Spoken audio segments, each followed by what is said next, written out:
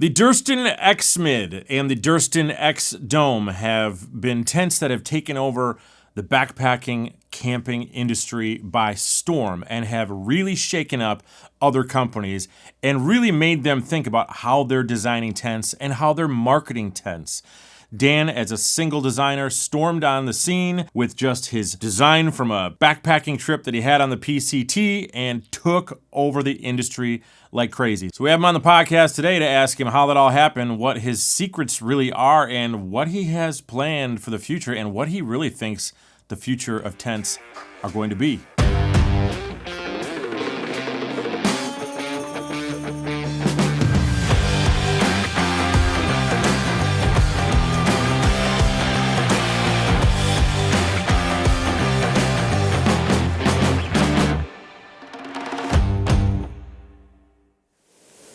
Yeah. When did you start making tents? What was the year? Yeah, my first tent is actually pretty cool. I had an REI quarter dome in 2010, and I was just getting into ultralight, so I bought this REI tent for cheap, and then I actually made carbon poles for it. Got them online, cut them to shape, and I saved a bunch of weight off the tent, and then I wanted to get it even lighter, so then I bought Dyneema fabric. Just like no idea how to make it. I actually used like a paint-on adhesive. Everyone uses tapes nowadays, but this was like paint-on adhesive. I like glued all this fabrics together. This is just to make your own tent. Make my own tent. Like you're like, I just want to make a tent. I just feel like making a tent. Yep. This was almost, this might have been the first like freestanding Dyneema tent. Oh, wow. This was like early days of Dyneema. I'm just there at home in the kitchen with the pots and pans, like pressing the seams, painting this together, like accidentally gluing pots to my tent fabric. And so it was ladybug. It was around 2009 or 2010, and I made the whole fly out of Dyneema. I had made the poles out of carbon. I was replicating the existing design. You made the poles and everything yourself?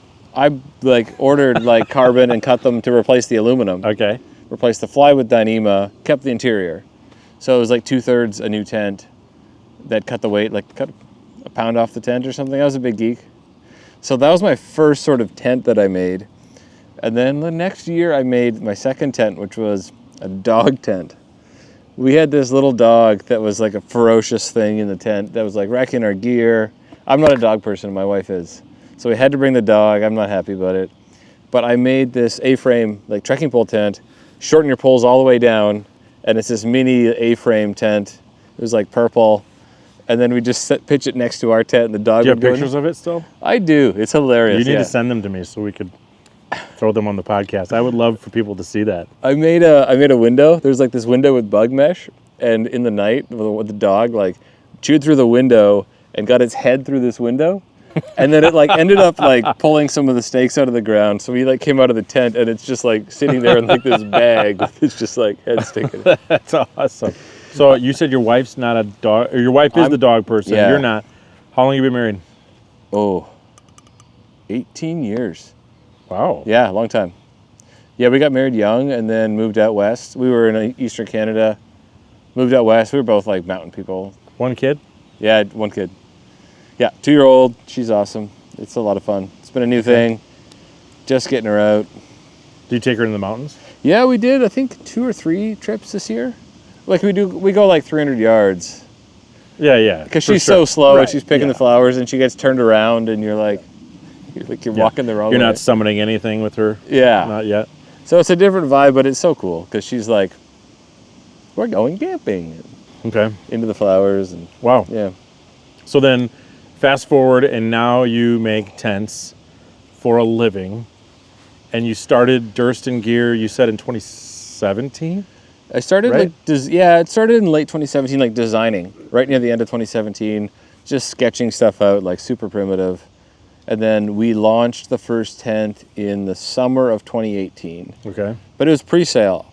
This was a partnership with Massdrop at the time, and they didn't really tell me very much. So I'm just designing this tent, and they're it's going to be a pre-sale, but I don't know how long it is from when the tents go on pre-sale to when they ship. So I designed this thing, the pre-sale's coming, it launches. It's launch day, and I don't know when they're going to ship. And then I see this thing gets posted live, and they ship in 9 months. Oh, wow. So this was July 2018, and it was like ships in like April the next year. I was like my goodness, like who wants to buy this tent? Like everybody's camping now, not buying a tent for next year. Yeah.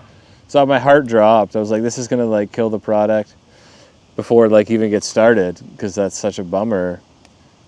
But anyways, but I also didn't really have any expectations. It was just like, hey, if we make a bit of beer money, that's cool. Like, so they did sell a few hundred tents in that month still, even with the huge wait, and then they shipped early 2019. So that was really when the first my first tents got outside. Yeah, but you had already designed that. When did you like? Where were you when you came up with the design of the tent that is the X-Mid? Yeah, I started really geeking out about tents on the PCT in 2014, but I didn't have. What did you use? What tent? I had a tarp tent, Stratospire. Okay. It was a good tent. Like, it's an awesome tent. There were things I like and didn't like. And one of the things that, partly with that tent, but just really with trekking pole tents in general, is complexity. And that's something I was trying to get rid of. I was also using some pyramid tents from other brands that are just like 4 stakes and you put up the pole. And I was like, those are the worst. Sorry, go ahead. Yeah. I hate those things. Where I was like, I like the simplicity, but I don't like the shape. Because it's got this pole in the middle, the headroom's only in this one spot, and you can't sit there because the pole's there. But I really liked how you just had 4 stakes. You don't have to measure your pole, you just extended it. Did the tarp tent, was that a trekking pole tent? Yeah. Because I don't feel like trekking pole tents were super popular back then. Yeah, they were much less back then, yeah. So why were you into trekking pole tents? Basically because I was like a weight geek. Okay. And so I was trying to save weight. Okay. So I was into them kind of in the early parts of that scene. And I liked them. Like, I was willing to put in the effort to learn the pitch, but I thought if we could make it simpler, it would just be a better experience, because even if you don't use the tent for a few weeks, then you end up sort of, oh, how did I do this or whatever. So I was thinking of ways to make it simpler. But on the PCT, I didn't really have any kind of breakthroughs. I was kind of open to like any solution. So were you trying to design a tent, or were you just like, oh, that tent's cool? Was that in your mind to be like, oh, I should design a tent? It was in my mind that I should design a tent that I would just build for myself. Okay. Like, make your own gear. Like, I can make something better than what I've got. Or at least I hope to think of a way to do that. Okay. So on the PCT, I didn't have any headphones. Like my wife, everybody's listening to music, a podcast. I'm just like raw dogging it down the trail with like nothing. Okay. We didn't even have like phones. Okay. So it's just like, you're just like raw dogging it down the PCT. And so then you're like, well, this is kind of boring. So let's like start thinking about stuff. I'll think about backpacks and like how I could make it better, and tents. But back then I didn't have my thinking. It's kind of one of the ways that I try to, when I have ideas for gear, I try to do what's called parameterizing the search. It sounds boring, but it's like, that does sound super boring. Yeah, it's pretty boring. But it's like setting some boundaries on what you're going to be thinking about. Because if you're like, I want to make a tent that's better, but I'm open to everything, like struts and guidelines and weird things and any shape and this. There's like unlimited ways that you can do it. So you get either like, oh, I could do this and it's good at that and bad at that, or I could do this, good at that, bad at that. And I was open to like hoops and struts and poles and guidelines and weird stuff. 3 years later, we hiked the Great Divide Trail in the Canadian Rockies. I was in grad school between the two, so I was just too busy to really think about gear for long periods of time. 2017, we got back on the trail, and then I was back in that like, well, I got like 4 hours of time here to just think, because we still didn't have phones on the trail or music or anything. My wife did, not me. So then I'm back to thinking about it. But what had changed is that I had become more clear about some of the boundaries, which were, it has to be a rectangle. I was like, why? Because I was like, I want the fewest number of sides, because that's simplicity. And I was like, could you do a triangle? I was like, you can't do 2 stakes because that's a line. There's no floor area, so 2 is out. Can you do 3, which is a triangle? Yeah. You can do a triangle, but it's, if you want to sleep in a triangle, it's like, it's a lot of weird space. Right. So a rectangle is like the simplest that I think can work. But a lot of the rectangle tents at the time were like a pyramid with sort of another rectangle inside of it. Yep.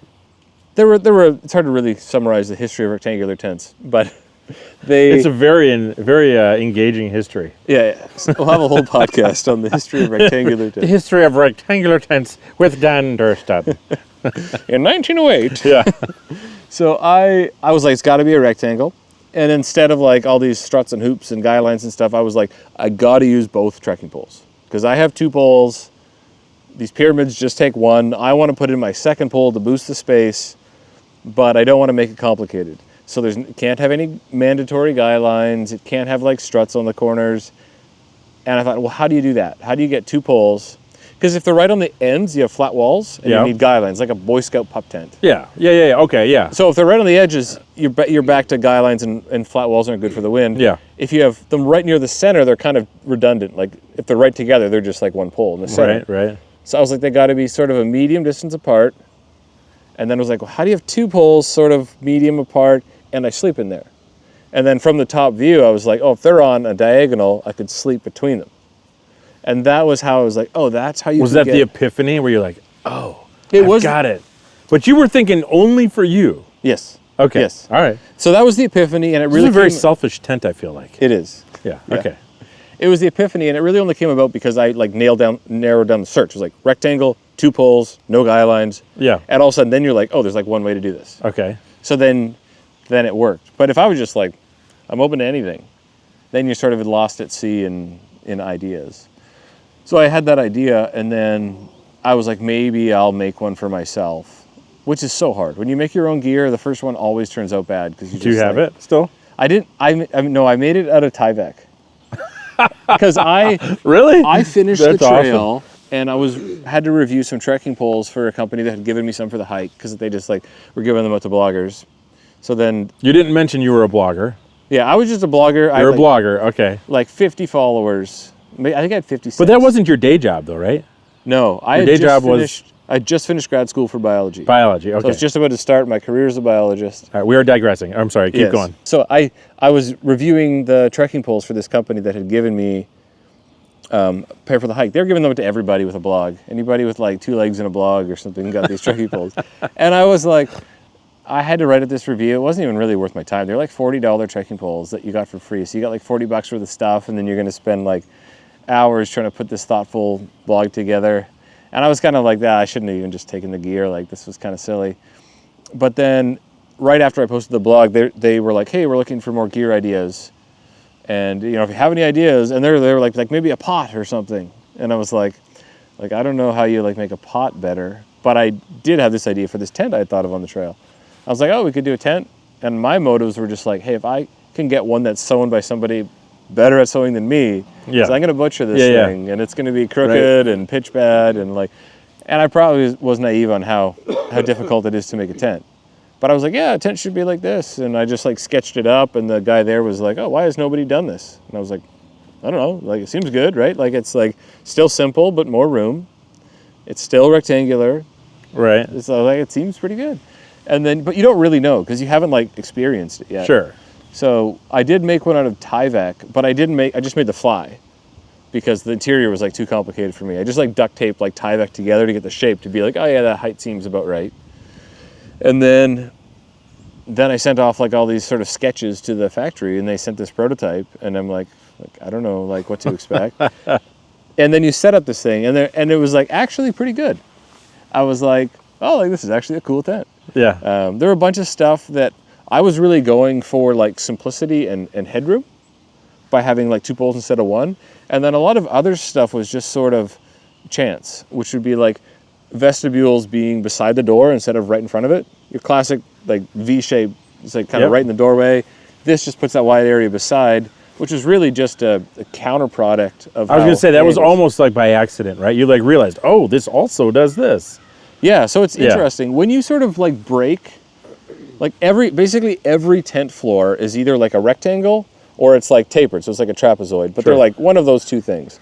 And then as soon as you break that sort of, that boundary or that like kind of requirement that all tents use, you break it and you do like this parallelogram floor, all of a sudden it has all these other implications, some good, some bad, but you kind of enter this new unexplored area where you're like, oh, like I actually like this vestibule shape better.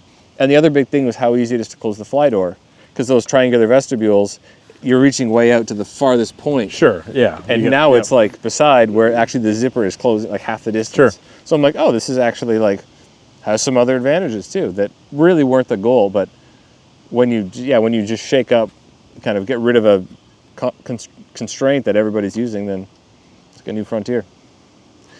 So that was the first prototype. It pitched kind of bad, but I was like, oh, this is going to be cool. And then we did a few more, and that was early 2018. So then we launched it in summer 2018.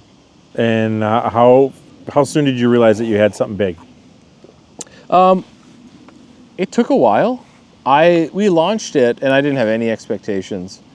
And then the first day we sold 60, or they sold 60. It was like the design was licensed. That seems pretty good. I think so. 60 in the first day? It's good. Like the design was licensed to them. I made about like $10 a tent.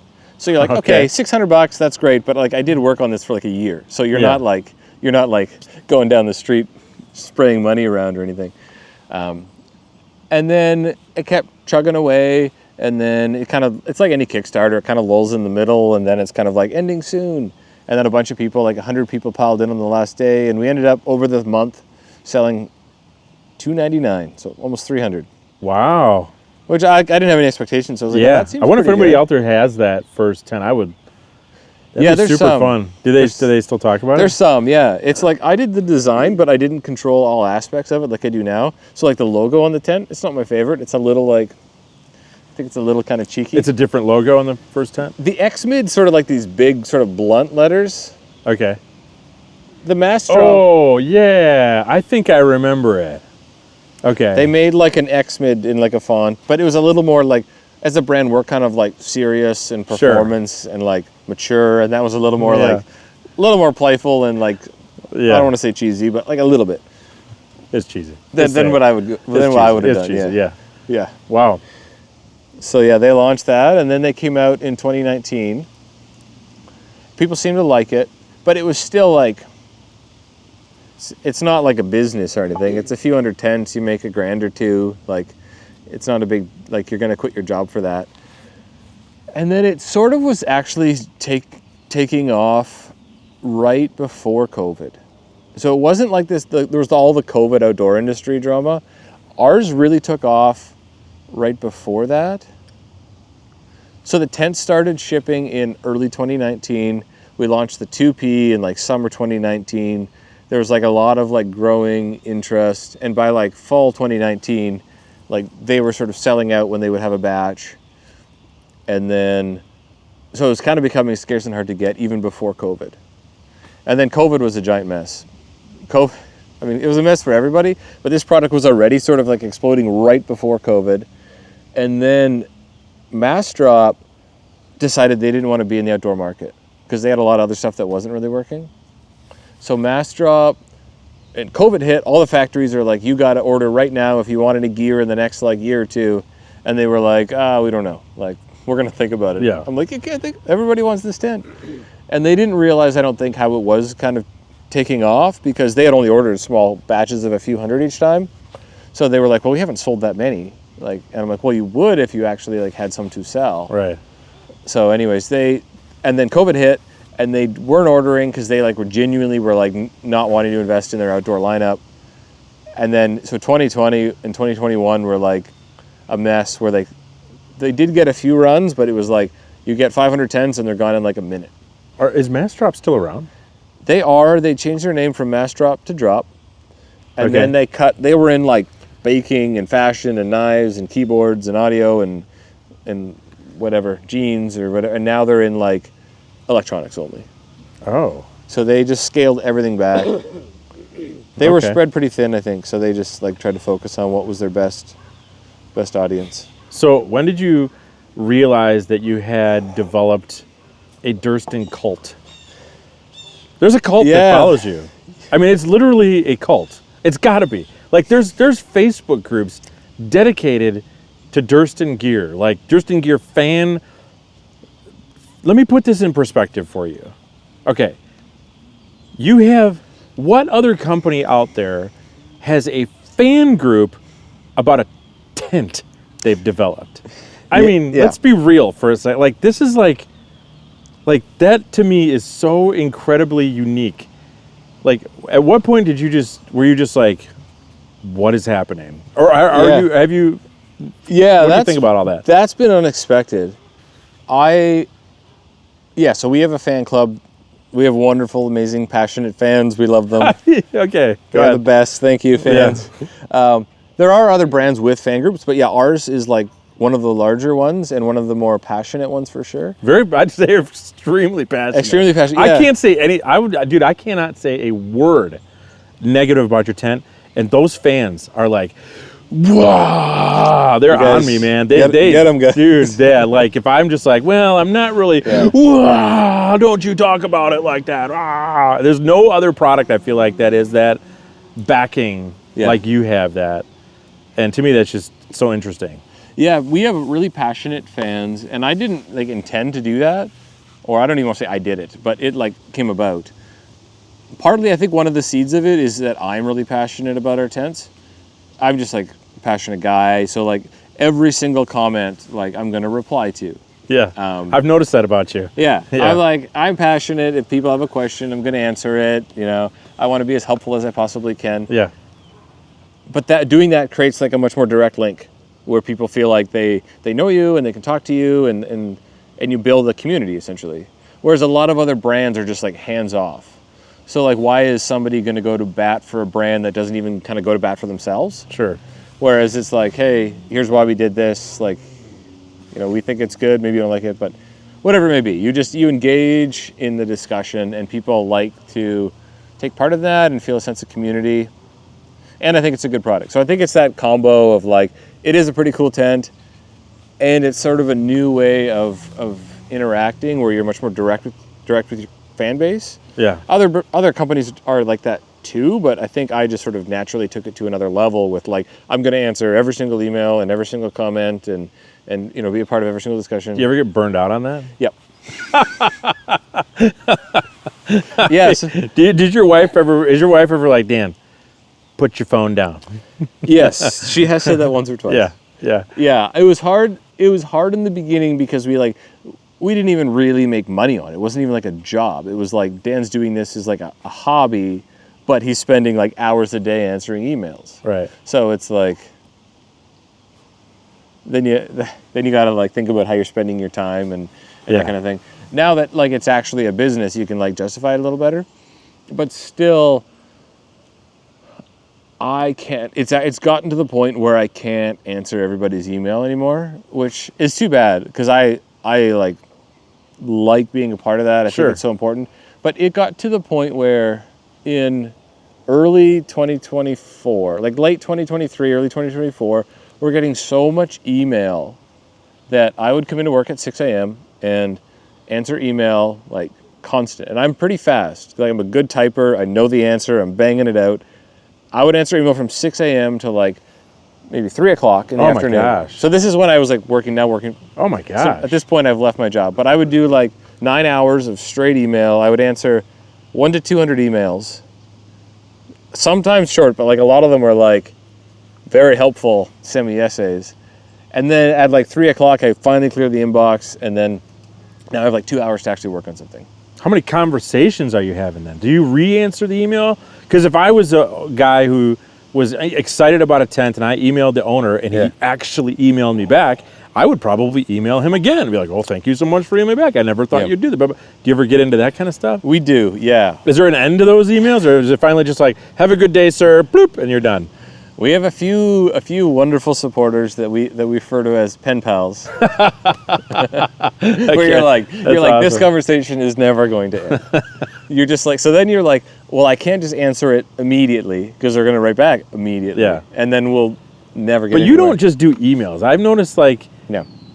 like even on my videos, anybody's like, if somebody comments on a Durston tent, you are like within, I feel like I don't know how you do it. Like you're just like you're always watching or something. You're just like you're emailing, man. You're replying. Do you have I guess do you have like ghost Dans commenting for you? Like I'm like, for instance, YouTube. I don't do this, but YouTube does have the ability like where I can have Emmett, like for instance, comment, and it will appear as if it's coming from me. Yeah. We don't. We get like accused of having like bots and that kind of thing. Really? like how do you find all the Facebook threads? That is impressive.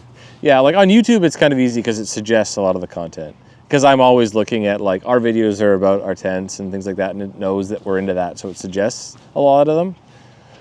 And then other things, like, depending on the group, I'll swing by, like, once a day or every couple days or whatever and just kind of check what's up with us. I don't have any bots. That might be kind of handy, but I'm not that fancy. And I'm scared. You could have somebody, like, answering, kind of posing as you. To me, that's terrifying because if they say something, like, wrong or dumb that doesn't make sense, then it's like it's low integrity, but even if you could pull it off, they would say something dumb and then you'd have to either sort of like roll with this, oh yeah, sorry, I was just not thinking when I said that. Or are you a micromanager? Yeah.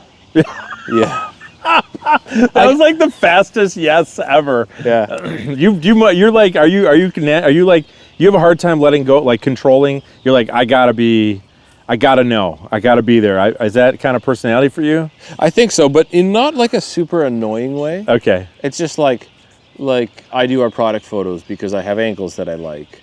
And I post on Instagram because I have like what I want to say. All right. I'm not like sort of berating somebody for, like, we have some people that do answer email now. So what I was going to say is I was answering email from like 6 till 3, 9 hours, and then 2 hours to maybe get something done. And then half the time you have like a problem or something, or you got to go to the post office and like you feel like you didn't do anything that day. And then a week goes by and you had like 2 hours of actual like doing something. Yeah. So we do have other people that answer email now, not like posing as me, but like my wife answers a bunch and my brother answers a bunch. And then we have one more person that started working for us this year that does email. How involved is your wife in the company? She's 4 days a week.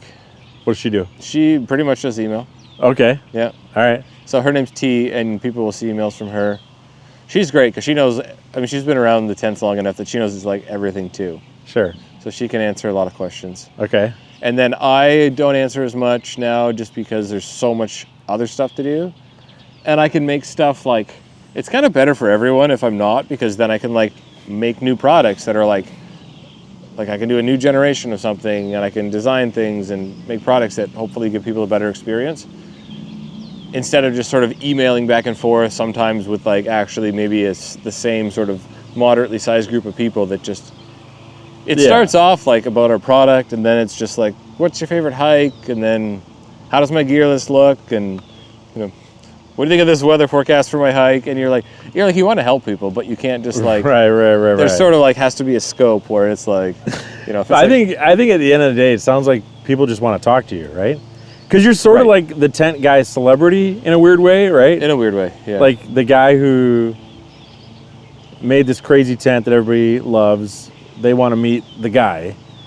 So man, I feel like your world is so unique. I can't think of anything else that's like it. It's weird. I mean, it's unique. I feel very like fortunate to have so many like passionate people interested in our gear. It's really surreal too, because it all exists in this like digital world. Like somebody could be playing a prank on me where they just have some AI tool that emails me all day long, right? And you're like, and just sort of pretends to buy on our website. And what was that movie with Russell Crowe where he's like crazy out in the shed or something? Yeah. A Beautiful Mind. Yeah. But it could be like that. Somebody needs to do that. Yeah. So if you're listening, you need to do that. That'd be awesome.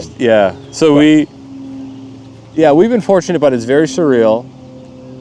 Until this year, I had hardly seen my own tents in the wild. I backpack in the Canadian Rockies. I do a lot of like remote bushwhacky trips, so I'm not really in popular areas. Until 2024, I'd only ever seen one of my tents in the wild once. So really? Because it was after the PCT and my other big through hikes. And then even though it blew up, the last couple of years I've been doing like super remote hikes and things like that. So this year was like a little different. This year I went to a campground and we rocked in and I was like, I wonder if there's going to be any of our tents here at this campground. And I think we rocked in and it was like 4 out of 7 tents at the campground were Durston tents. Yeah, like, that's awesome. Cool. And then, so then it was Did you say hi to him? I was like, I didn't want to roll over there like, do you know who I am? Or like, I just was like... Of course they knew who you were. I was just like cooking my dinner and they came over and they're like, you look familiar. Yeah. It's like... I made your tent. Yeah. Oh, do you like it? Yeah. Yeah. So we're fortunate to have like the passion that people, like I'm very grateful. because we don't have any advertising. We're like pure grassroots. It's just like, I try to make a product that's good enough that people are excited about it. That's kind of the business model, is try to make something awesome that people are excited enough to tell people about. But I guess I just can't think of any other product, it's like in the outdoor industry, that has that massive of a following. Yeah. Do you ever feel like it's just gonna topple over and you're just like this house of cards, you're just like, yeah, what's gonna happen? Like, is somebody else gonna come out with another, product that's gonna create another fan base that's gonna outdo mine or anything like that? All? It sort of feels like surreal. Like, yeah. I don't know. Like, it keeps growing, and you're like, somewhere it's gonna top out. And then I don't know. And that's kind of one of the reasons why it's been hard. Is like, am I gonna like hire some staff? Like, and we do have some staff, but it's like, if this is just like a bubble, I don't want to hire a bunch of people, and then it's old news, and I gotta lay people off. Well, I feel like the last time we did a video together, that was, Emmett, when was that? Was it like a year ago? Year and a half, maybe? I feel like it was like just you. Yep, it was. Up until, how long ago? I hired a shipping person last year. Part-time shipping person. So until last year, we were like shipping every order. And then, do you sleep? Do you get sleep? Not as much as I should. Okay. And then this year now we have 2 shipping people, and then we have a few other people that help us with like my wife and my brother and another guy that do email. Okay. So we're getting a few staff now. Oh, okay. So you got like a family kind of a. Yeah, it's like half family and half like other people that we've hired. All right. So it's good. How do you like working with family? It's good. They're great. It's different in the sense that if it was, it's like anything. We're like, what if at some point it's not great? Like, what if everything seems good, but what if we have some huge disagreement or whatever? Sure. Now it's more awkward because it's family. Yeah. So everything's sort of has that context. Yeah. That's been good, but hopefully always is good. Okay. Well, and then I'm sure people are wondering about this. Yeah. We just did a video on this, by the way. I don't know which one's coming out first, this or that video, but this is the number 2, right? The number 2 tent. Technically the number 2. It's not the number 2 because you've got iterations of the first one, right? Yeah. You got a 1-person, you got a 2-person, you got a poly, you got a Dyneema, but now you've got this. And you said this is how old? Yeah, this has been in the works for a lot of years. It's hard to define it because it starts like all these things. It starts as like me going for a hike thinking in my head. So do you really say like, oh, I was working on this tent 5 years ago when I was just sort of daydreaming in the woods? Like, it's not very tangible. But it has its origins back pretty much almost the same time as the X-Mid, where it was like, how could we make a freestanding version of this? Because it's a different market. A lot of people don't use hiking poles, or they want, there's a bunch of reasons why you'd want a freestanding tent. So the X-Mid came out 5 years ago. As you said, we've like fleshed out that lineup with like 1-person, 2-person, different versions. And this is really our second like completely new tent. So it's been in the works for years. It's hard to define, but you'd say 3 to 5 years, depending on how you draw the line for the start. And then I'm excited about it. I feel like the freestanding tent world's a little boring. Like, not to criticize it, but it's like they're all going to be nylon, and whereas we're big advocates for polyester because it doesn't sag and it doesn't soak up water and dry slow. I think polyester is the future. And when the X-Mid came out in 2018, it was like this contentious thing where we would like post about polyester and other companies would like scare people about it. And now like a lot of companies have switched. So it's not this like controversial thing that it was. There's like a couple years ago. There was a polyester taboo conversation. Is that what I was like the spokesperson for polyester pretty much from like around 2020 when it was like the great debate. And now I think enough companies have switched that people like aren't scared of it anymore, and they're like recognizing the advantages. But in the freestanding tent world, they're all going to be like nylon still. They're all going to pitch with the interior tent first in North America at least. In Europe, everyone thinks that's crazy because it gets soaked if it's raining. So you got these European tents that pitch fly first, North American tents pitch interior first. because then you get the pretty scenic setups on these beautiful days like today.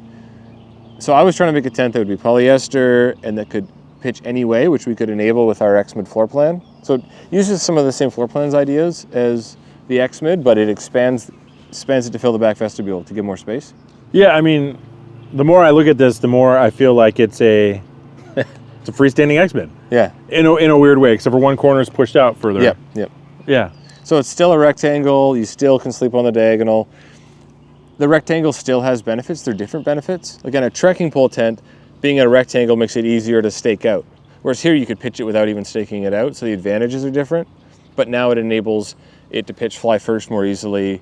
It enables other things like the way you can put trekking pole supports in.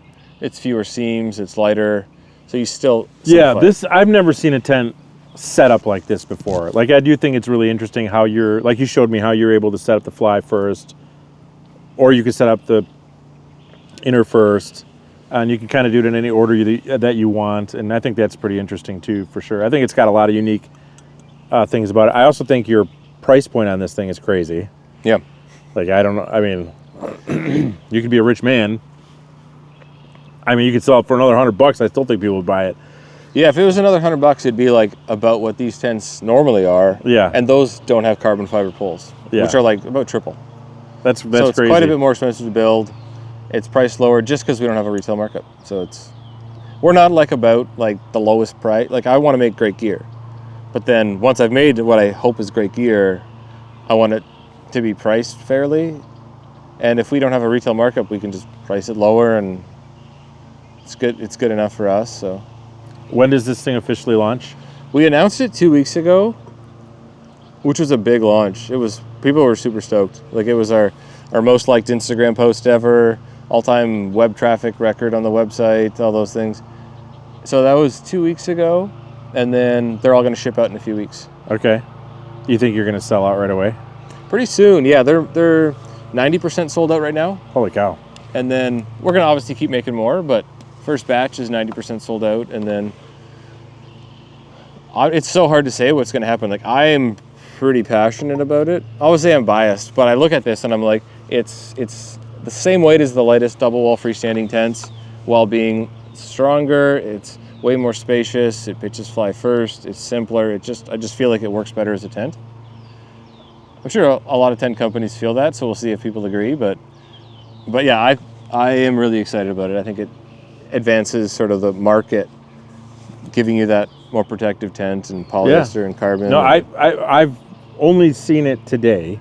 Yeah. But, I mean, it is very impressive. I'm not just saying that because you're sitting here. Like, I would say that even if you weren't sitting here, and it was just here in my yard, because it's super unique. There's just a lot of unique features about it. I think your mind is a unique mind when it comes to this kind of stuff, because you're pushing the norm. And I think what you're doing is you're causing other companies to realize that the norm may be changing. And I think you're causing other companies to kind of shift how they're doing things as well. Yeah. I mean, it's just this guy out of Canada, right? Like this PCT hiker, this crazy biologist who built something out of Tyvek is now shaking up the tent industry with his family, right? And he's answering a ton of emails and commenting on every comment ever. But I feel like, that's a pretty cool thing. Do you have, so you've got this cult following. Do you have any haters out there? Haters? Yeah, we do. Yeah, we definitely have a few types of haters. We have like hater type 1 might be people that are just sort of like tired of hearing about us. Where they're just I get that. They're just like, yeah, it's the greatest or whatever, and they like some other brand, and that's great. And they're just sort of like, because we get a lot of attention, they want to be sort of contrarian to that. Sure. Which is great, if in many ways it's healthy. It's like, yeah, you like your brands, and the fans go toe to toe, and you duke it out, and hopefully that discussion is constructive and leads to better understandings and things like that. We have that. We have a few other types of haters. Okay, all right. We've had a few other brands that get a little grumpy at us. I think we've sort of been working to patch some of that over. Yeah, there's a lot of different ways that can go. We try to be respectful. and I like not how cross- diplomatic you're being right now. That's right. You don't have to talk about it. It's totally fine. Yeah. Yeah, I don't like, we would just like to, like what I would like to do is have a positive impact on sort of the industry where like, of course people, if they use our gear, hopefully they'll have a better experience hiking.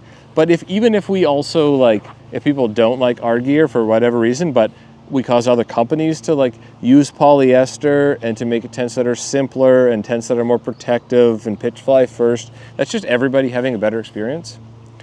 So I think that like one of the things that I don't want to like take credit for like a lot of these things. I like to think we like help those trends along with some of our like passionate advocacy for like, you got to pitch fly first because it sucks when you're trying to, if it's pouring rain and you're setting up your tent and it's interior first, it just sucks. Like I was using fly first tents for a bunch of years, was like, it can't be that important. I bought another inner first tent.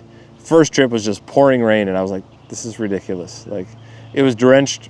Day one of the trip, it was drenched before I ever got in the tent. And I was like trying to pitch as fast as I could. I'm like, no, it's gotta be fly first. And then now that this tent can do both, so it's simply and easily, hopefully that's what people come to expect. And then we see other companies making other creative solutions that can sort of give that functionality too. And I think there are some tents more in Europe. I think there's a couple, but not at this like weight, not at the kind of the ultralight freestanding. Yeah, this is crazy. Did we see how much it weighs? It's just over 2 pounds. That's nuts. For like a big one-person tent. So yeah, it is a very spacious one-person tent. I was telling you earlier when we were setting this tent up that it looks like it should be like it looks like when the doors are closed, it just looks like the size of a two-person every two-person freestanding tent I've seen out there. It just looks like but when it's a one person, I don't know, it's just so interesting how big it is and for how lightweight it actually is. Yeah, it's basically like other two-person tents that are that hexagon. You chop off the vestibules to just leave the rectangle. Yeah. That's the size of this one, that rectangle, except our vestibule's inside of that. Right. So it's sort of two-person width at one end, one-person width at the other. Yeah. Gives you that. We call it a 1+. Yeah. I like the footprint on this, the size. Yeah, it fits like anywhere. If I'm going to have a one-person tent, I personally like a small footprint, especially in the Midwest here, like these woods. I mean, if I'm going to go camp and hike off into these woods, I need a small footprint because there's so many trees around. Like I got to squeeze my tent in somewhere. Yeah. So it's just nice to have a lot more choices with the size of the footprint that you have. I feel like your X-Mid's a much bigger footprint than this, right? Yeah, the X-Mid is going to be bigger. Mostly that's because it's trekking pole. With freestanding tent, you've got tent poles that curve. So you can basically trim the footprint because it curves the walls steeper at the bottom. Okay. Whereas a trekking pole tent, it's all flat surfaces. Sure. So your walls are going to like just be on that angle. Yeah. Which has simplicity and weight savings, but trekking pole tents are going to be bigger. So it is about a foot longer.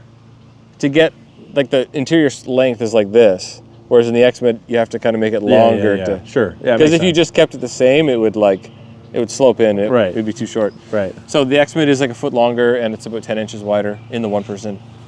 So yeah, this is definitely smaller. So what's next for Durston Gear? What's on the horizon? What secret projects are you working on that I can squeeze the information out of you? Yeah, I feel like we're entering kind of a new era where like, it's almost like phase 1 was like the X-Mid and it was like fleshing out that line. And then phase 2 is kind of all these other products that I've always wanted to do that we've launched recently, which is like, this has been in the works for years. Trekking poles we launched earlier this year and I really wanted to do those. And we have our backpacks, which I've been really excited about. And those have also been in the works for years. So it's kind of those other products were like in the works for years. And now this year, all that stuff's launched. And I'm like, okay, well, like what's next? Okay. So I think in the next couple of years, partly it's just going to be fleshing out the X Dome lineup. Like we're going to have a two-person early next year. We're going to probably almost for sure add a solid version. Over in Europe, they want it all solid, no bug mesh. And I'd like to add a Dyneema version. So a solid outer and inner? A solid inner. There's like a foot of solid fabric, the white stuff. Yep. And that would just replace all the bug mesh. Okay, but you'd still have the fly. Yeah. So it would be like a true four-season style tent. Essentially, yeah. Yeah, okay. So we do that. We do a pro version with Dyneema. So basically flesh out that lineup the way we fleshed out the X-Mid lineup. So then the pro backpackers would buy the pro version. That's right. Yeah, you got to be a pro. Yeah. Got to be a pro to buy the pro version. Yeah. I gotcha. And then beyond that, other products, it's sort of like this new kind of fun era right now where I'm like more in the concept stage instead of like halfway through development where you've got something that sort of half works and you're sort of solving like the details of it. This is more like trying to think about big problems in gear. Like there's big problems in gear like nylon sags and tents pitch inner first, and like we can make somebody have a better experience by solving those. There are other problems in gear where I don't know how to solve them. So one of them is sleeping pads. We're not going to come out with the sleeping pad just to sort of have one, but I don't sleep great in the backcountry. I'm not You're sure. thinking about sleeping pads, aren't you? Yes, but in a way that's like very, very at the beginning. It's just like, You're such a liar. He's been thinking about it for 5 years. I have He's been. already got one in development right now. I have been thinking about them for a long time, Yeah. but I don't have any like solutions yet. So I think what you do is like with the X-Men, when I said like parameterize it, you look at a sleeping pad as a problem where you can't just sort of be like, what about this, what about this, what about this, and you just throw like 100 ideas at it and they're all sort of half-baked. You need to like understand it and be like understand installation, understand comfort, like pressure points, and like in pads, like at home on a mattress, usually you can just sink down your hips and that does that. But in an inflatable pad, it like pushes up somewhere else. Sure. Unless you combat that. So you have to understand all these phenomena that exist and operate in a pad that all contribute to comfort. Understand the problem, and then you can say how we're going to solve that.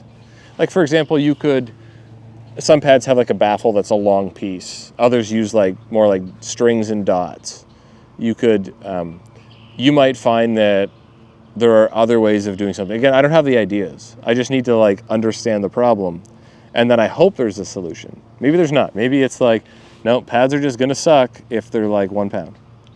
You just like, I don't know what it is, but pads and sleeping quilts are the two things where I would like to make better, but I don't have like solutions right now. How close are you on a pad? We've How never- many years, if like, what would you guess? 3 years out, 4? Yeah. We've never prototyped one.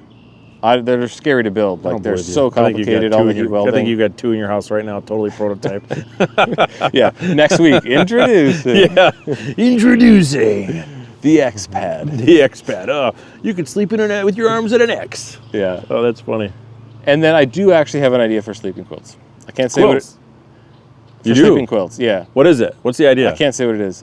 Okay. I haven't submitted the patent yet. Dang it. It's actually a pretty good idea. I am pretty... I'll be the judge of that. What is it? Dang it. I haven't I know, I'm trying really hard. I haven't submitted the patent yet. Okay. But All it's right. like, I think we could fundamentally make sleeping quilts better. Okay. I don't know if it's going to work. It's like, there's like, I don't have an idea, and then there's like, I have an idea, but I don't know if it works. Okay. And I haven't prototyped it yet to know if it works. What other gear is out there that you got? You got the backpack. Mm-hmm. You got the shelter. You're thinking about pads. You're thinking about quilts. Clothes, apparel could happen. Oh. Okay. Everybody wants it, but it's back to this like, only do it if we can make something better. I like to really think, and everybody says that, but I like to think that like if you go to our website and you read about a certain product, even if you're not like in the market for it and going to buy one, or you'll find it interesting to like read about what the thinking was, what we've done, our rationale for it. Maybe you disagree, but you're like, oh, it's kind of a cool, interesting topic to think about. Right. So everything I like try to have be a very interesting product that I think I can like sincerely be like this tent. I'm like, I think it's awesome. I'm like, I don't know if everyone's gonna like it. I don't know, but I think it's awesome, and I could kind of rattle off the reasons. And I don't want to have a product where it's just like, it's good, it's cool. Like it. If I'm gonna make a jacket, it's not like, look at how stylish it is. I kind of want it to be stylish because you want it to look good, but fundamentally you want it to perform at a higher level because really what you're trying to do at the end of the day is give people a better backcountry experience. And so if it's like, like there are age-old problems like rain jackets you always get wet or stuffy eventually. I don't have a solution for that, but it's a problem. And if you thought about it and studied it, maybe we'd come up with something. Maybe not. Interesting. Some problems can't be solved. Like it's not just like you got to be careful because you could work really, really hard and not solve a problem.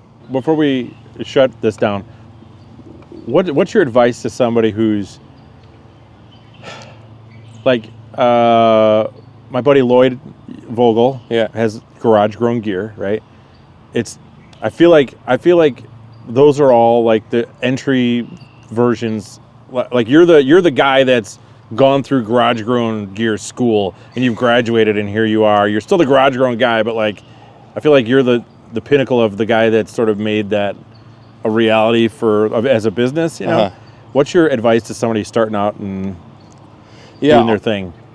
I think like a prerequisite is you have to be passionate, because there's like this classic idea of like an epiphany where an average person is walking along and just, oh, I have this brilliant idea.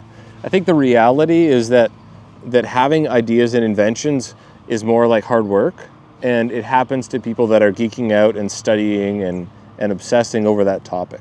So if somebody wants to make something better, like if somebody wants to like beat me to making an awesome sleeping pad, they should, number one, work super hard on like understanding that product and its deficiencies.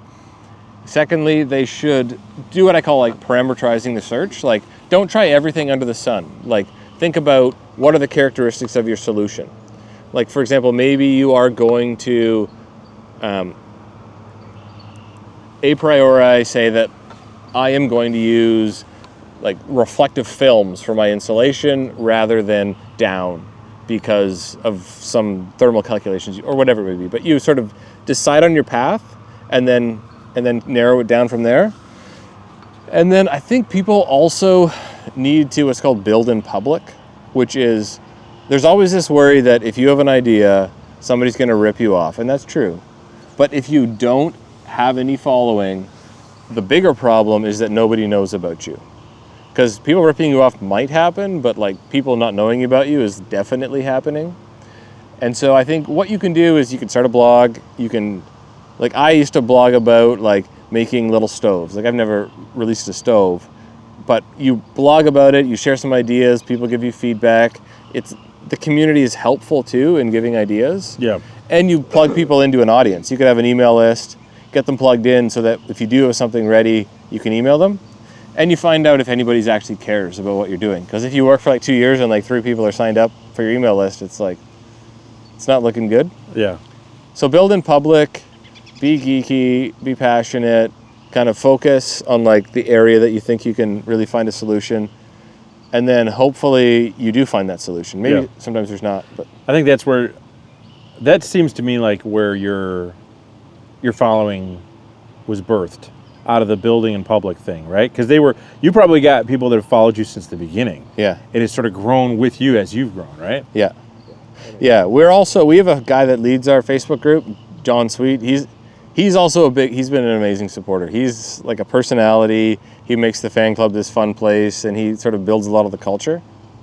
Because I'm sort of like a passionate but like geeky analytical guy, not like a big like joker or something like that. Whereas he's hilarious, and I think he sort of balances that out and makes it a fun community. Yeah.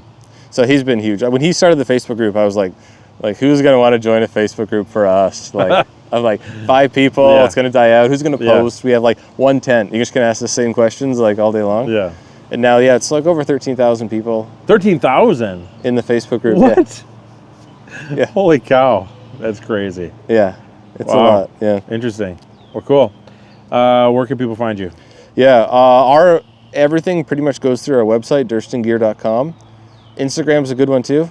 Okay. But our email list really is good. Like I hate spammy stuff. We email our email list like 2 or 3 times a year. Yep. And it's like, hey, we just spent like 2 years obsessing over this product. Here it is. Take it or leave it. But like, it's actually pretty cool because you're not going to get this like twice weekly email about fluffy email stuff. Yeah. Awesome. Well, appreciate it. Thanks for being here. And any last words? Really, I'm just super grateful to our supporters. Yeah. Like it's a dream to design gear. It's like I'm just like a guy that's passionate about gear and really stumbled into this by being like passionate enough that I'm just going to engage in all the conversations about gear. And it's just like the fact that people also are interested and like try our stuff and tell people. Like we don't advertise, so it's just so cool that people are actually like just appreciative for everyone taking an interest. You're like the Tesla of tents. right? They don't advertise. They just know. People just know. Yeah. Awesome. Well, cool. Thanks for being here. I appreciate it. Thanks for bringing your tent. And yeah, go check them out, DurstonGear.com. We'll see you guys in the next one.